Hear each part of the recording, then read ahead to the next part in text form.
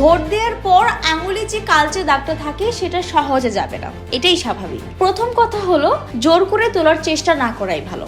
সাবান, লেবু, টুথপেস্ট এসব ব্যবহার করলে দাগটা কিছুটা হালকা হতে পারে, কিন্তু পুরোপুরি উঠবে না, কারণ এই কালি এমন ভাবেই তৈরি যাতে কয়েকদিন তা টিকে থাকে। তাই ধৈর্য ধরাই সবচেয়ে নিরাপদ উপায়।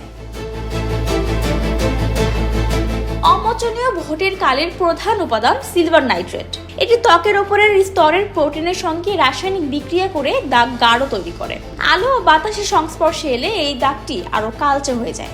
এর সঙ্গে থাকে আইসোপ্রোপাইল অ্যালকোহল, যাতে কালি দ্রুত শুকিয়ে যায়। এছাড়া হালকা বেগুনি বা নীল রং যোগ করা হয়, যাতে দেওয়ার সঙ্গে সঙ্গেই দাগটি দৃশ্যমান হয়।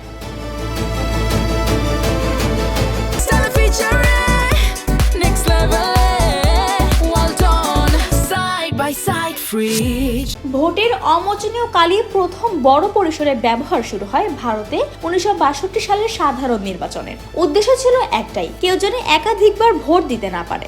ভারতের সরকারি প্রতিষ্ঠান Mysore Paints and vanish limited দীর্ঘদিন ধরে এই কালি তৈরি ও বিভিন্ন দেশে রপ্তানি করছে। বাংলাদেশ, নেপাল, পাকিস্তান, আফগানিস্তান, ইন্দোনেশিয়া সহ আফ্রিকা ও মধ্যপ্রাচ্যের বহু দেশেও এই একই পদ্ধতি অনুসরণ করা হয়। সিলভার নাইট্রেট ত্বকের মৃত কোষের সঙ্গে স্থায়ী রাসায়নিক বন্ধন তৈরি করে, তাই সাবান বা পানি দিয়ে এটি ধুয়ে যায় না। সাধারণত 5 থেকে 7 দিনের মধ্যে ত্বকের উপরিভাগ স্বাভাবিকভাবে ঝরে গেলে দাগ নিজে থেকেই মিলে যায়। বাংলাদেশের নির্বাচন কমিশনের ব্যবহৃত কালি মান নিয়ন্ত্রিতভাবে প্রস্তুত করা হয় এবং এটি ত্বকের জন্য নিরাপদ। তাই ভোটের কালি কয়েকদিনের জন্য থাকলেও এটি আপনার নাগরিক দায়িত্ব পালনের চিহ্ন।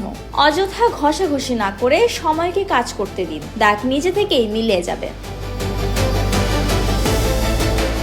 Desk report, Bangladesh bulletin.